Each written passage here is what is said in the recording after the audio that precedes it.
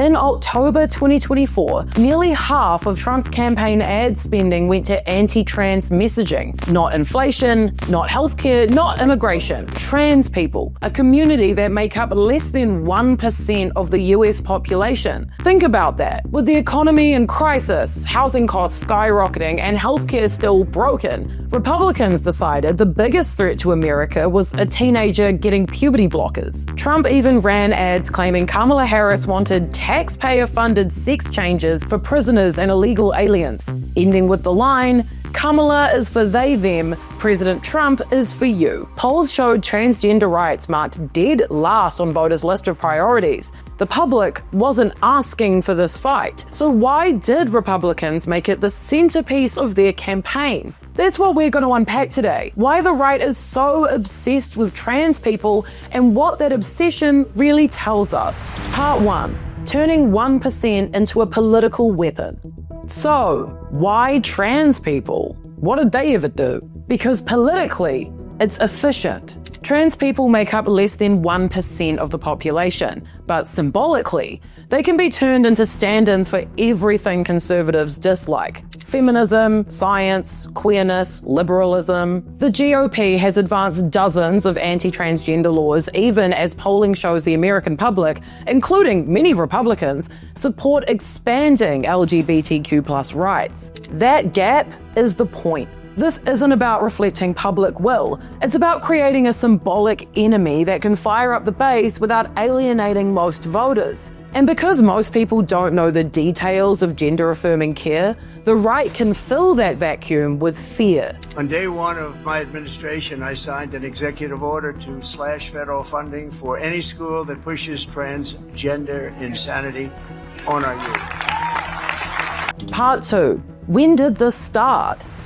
We can trace 3 important waves. Bathrooms, 2015-2016. So if Caitlyn Jenner were to walk into Trump Tower and want to use the bathroom, you would be fine with her using any bathroom she chooses. That is correct. After marriage equality in 2015, the religious right needed a new rallying cry. By 2016, there were 44 anti-trans bills in 16 states, double the year before, mostly about bathrooms and sports. Well, first of all, the bathroom law, as I said, only applies to government buildings, our schools and our universities and highway rest stops. Trump's federal turn, 2017-2018. In 2017, Trump banned trans people from the military, a move civil rights groups called mean-spirited and discriminatory. To ensure that we have the most lethal fighting force in the world, we will get transgender ideology the hell out of our military. It's going to be gone.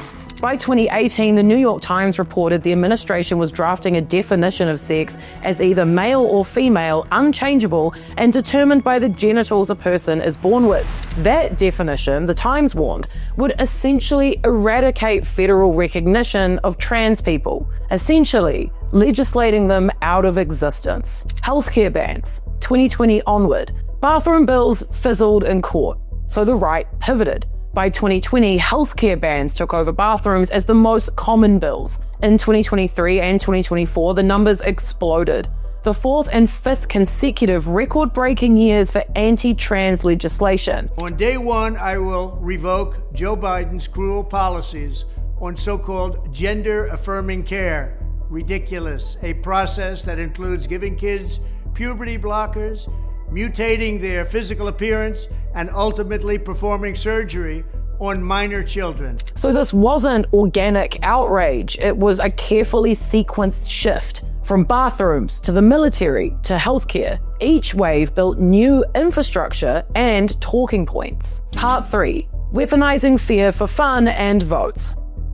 Trans people hit every hot button. Protect the children. Conservatives sell the idea that kids are being rushed into dangerous surgeries. In reality, surgeries for minors are vanishingly rare. Most care is counseling and puberty blockers, which have been FDA approved for decades. But fear works better than facts. Save women's sports. I also signed an executive order to ban men from playing in women's sports.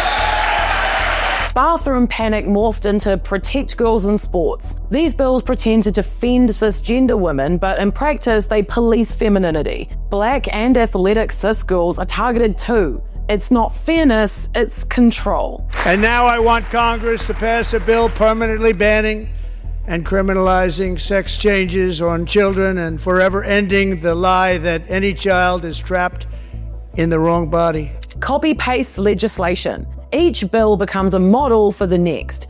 From school policies to ID documents to healthcare bans, the template spreads. That's why you see nearly identical language popping up across dozens of states. And as historian Randall Balmer put it, they have an interest in keeping the base riled up. It's become a kind of marker. Part 4. The porn connection. Desire to cruelty pipeline. Here's some hypocrisy. Trans people are among the most searched categories in online pornography, especially in conservative states. Desire exists, but instead of sparking acceptance, it often curdles into rage. Researchers call this the desire to cruelty pipeline. It works like this. Private fascination becomes public disgust. People project their own desires outward, reframed as a threat to children or morality. That energy is then weaponized by political actors who turn it into policy. The shame fuels the panic, and the panic justifies the cruelty. You can see it in the ads.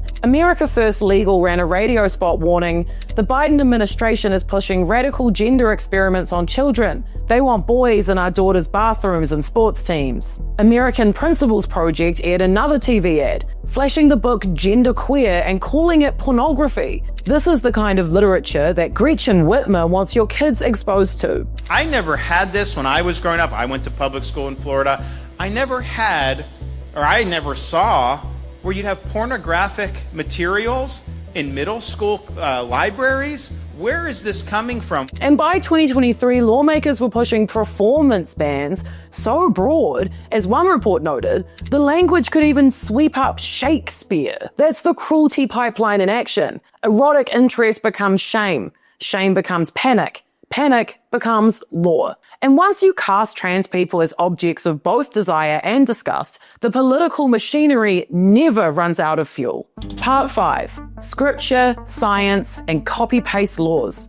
None of this popped up spontaneously. There are two pipelines at work here too: policy and propaganda. Policy. Conservative legal groups like Alliance Defending Freedom and Heritage Foundation have been drafting model bills since 2018. Fringe medical groups like the American College of Pediatricians, designated as a hate group by the SPLC, by the way, supplied pseudoscience. By 2020, they'd shifted from bathrooms to healthcare bans because polling showed it had more traction. The copy-paste quality is obvious. An Indiana bill declared sex and gender mean the biological classification of male and female present at birth without regard to an individual's psychological, chosen, or subjective experience. A West Virginia resolution went even further, citing theology. There are only two biological sexes, male and female, and these have been the case since the beginning of human history as described in the Bible. Men and women different and unique. I will ask Congress to pass a bill establishing that the only genders recognized by the United States government are male and female, and they are assigned at birth. So what you're looking at there is not policy debate, that's scripture as statute. Separation of church and state, anybody? Groups like Do No Harm emerged to give these bills a veneer of medical authority, even though their positions contradict every major medical association. Propaganda. After Dobbs, right-wing PACs redirected millions into anti-trans advertisements. They blanketed Spanish language and black radio, hammered TV spots about bathrooms and dangerous drugs, and pushed groomer conspiracies. It was saturation marketing. The point wasn't persuasion, it was panic. Executive power. By 2025, Trump's second administration layered on executive orders, keeping men out of women's sport, protecting children from chemical and surgical mutilation, eradicating anti-Christian bias. One order described pediatric transition care as chemical and surgical mutilation of children and dismissed TATH standards as junk science. That rhetoric justified subpoenas for hospital records and funding freezes. So the ideas came from somewhere very deliberate. Legal networks, religious think tanks, and political marketing machines all coordinated. Part 6. Is this about political control? Absolutely. Once you define sex in law as immutable, you hand the state a master key. Suddenly, it can dictate bathrooms, IDs, healthcare, sports, even whether someone exists in the eyes of the law. As of today, it will henceforth be the official policy of the United States government that there are only two genders, male and female.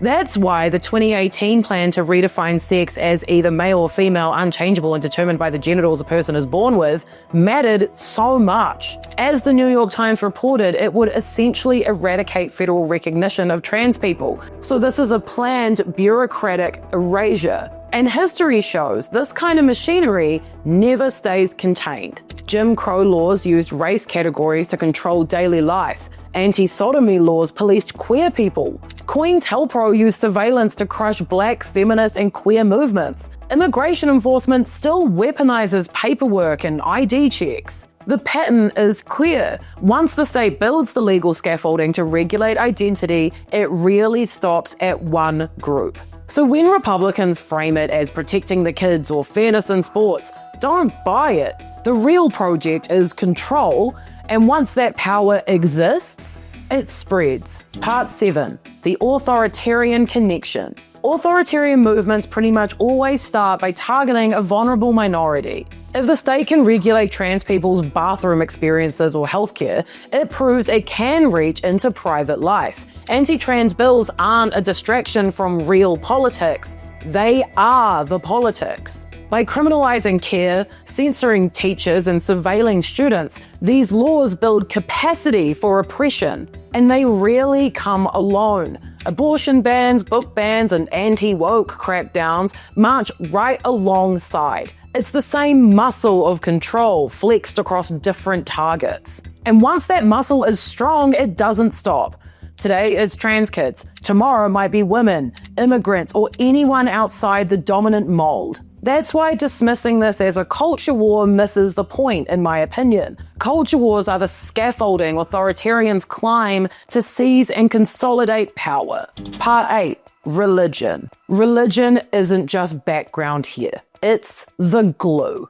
West Virginia literally wrote the Bible into its resolution. These have been the case since the beginning of human history as described in the Bible. So that's about way more than gender. It's about restoring a white Christian nationalist order where men and women have rigid complementary roles. Trans existence undermines that by proving gender can be lived differently. And because religion mobilizes voters, leaders keep the panic hot. Bowman nailed it. They have an interest in keeping the base riled up. It's become kind of a marker. That's why you see executive orders titled Eradicating Anti-Christian Bias alongside bans on healthcare. The fight is framed not just as policy, but as a holy war. It was never about trans people. So why are the right obsessed with trans people? Because trans people are the perfect political Swiss Army knife.